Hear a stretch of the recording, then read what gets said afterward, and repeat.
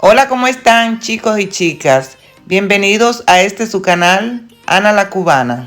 Hoy les traigo un candelabro y un centro de mesa con una botella plástica. Vamos a comenzar, chicas.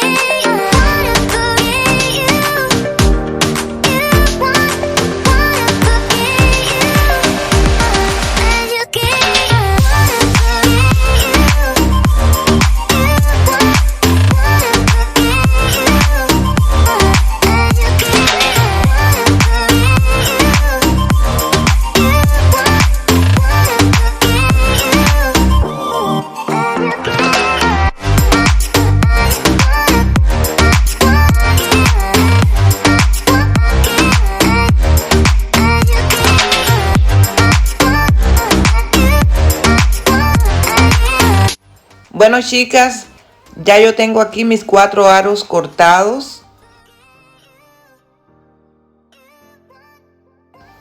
Seguidamente los voy a pintar.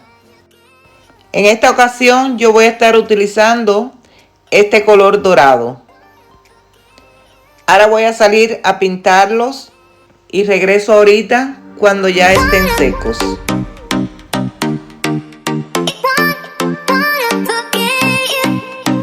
Chicas, también tengo este candelabro que ya no me gusta mucho porque ya está un poco feíta la pintura, pero quiero darle un cambio porque la forma sí me gusta. Entonces lo voy a pintar también con el mismo color dorado.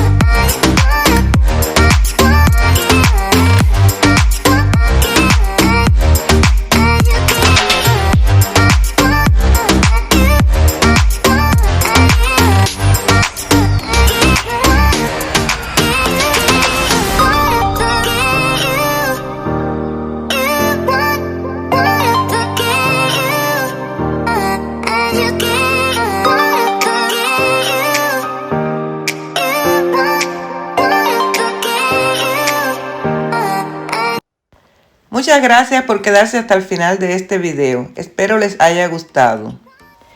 Déjame un comentario y regálame un like. Y las que son nuevas por aquí, las invito a que se suscriban.